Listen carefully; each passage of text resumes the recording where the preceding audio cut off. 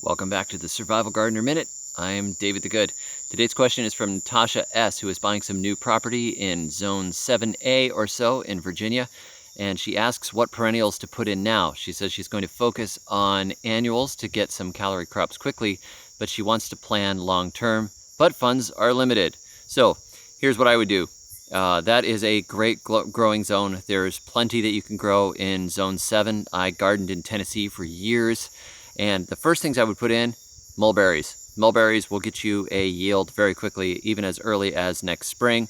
I would also plant blight-resistant chestnuts, which are an excellent staple crop, and they don't take too long to produce if they are grafted. So go for the Dunstan chestnuts if you can find them. I would probably plant some of the hardier pecan varieties, but they take some time to go, so and they can sometimes be expensive. So if you have luck, put some in. And one crop that I find is overlooked a lot is pears. I think pears are a fantastic survival crop, a fantastic tree to grow. They're just beautiful. They're way good off of the tree. You can make pear cider, pear sauce, all kinds of stuff. So I would get some of those fruit trees in the ground, probably some apples. You can also do peaches like the Alberta peach or Belle of Georgia will both do well in that area. Really pretty quick production on those, but definitely get mulberries in the ground first. If I had one tree to choose, I would put mulberries in. I would also check the land and see if you have any good native stuff like pawpaws or Native American persimmons. They're all over Tennessee. And identify those things that might be useful there already and then build on top of them. If you want to get in some perennials, you're right, Jerusalem artichokes are good. They're very easy to put in. I would also plant clumping bamboo. There are cold hardy clumping bamboo, and you will find them so useful in your gardens from year to year. I absolutely recommend putting in clumping bamboo varieties, not the running stuff necessarily because it's a pain in the neck.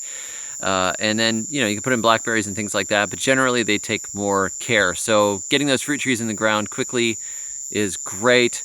Summer's not the best time to do it. Fall and spring are. So you might wait a little bit unless you're going to be able to irrigate, because when it gets real hot in the summer, it's hard to get trees established well, and you're going to have to be there and be watering them. If you can take care of them and keep them watered a few times a week, put them in. But if you go ahead and you put in 50 trees all at once, that can be a problem. It can be very hard to take care of them all. So pick a few things you really like, get them in now, and it's very good that you're thinking ahead. But definitely get yourself some crops going to feed yourself for now, but keep thinking of the future, because we have a future in front of us, and fruit trees are a really nice thing to plant yesterday. Thanks for watching. Be sure to like and subscribe and stay tuned, because I'm going to be posting these things every day, and we'll see how things go into the future as the pandemic continues, but it's nice to be able to talk to you guys a little bit. So I'll see you, and I'll see you on the web at thesurvivalgardener.com. And until next time, your thumbs always be green.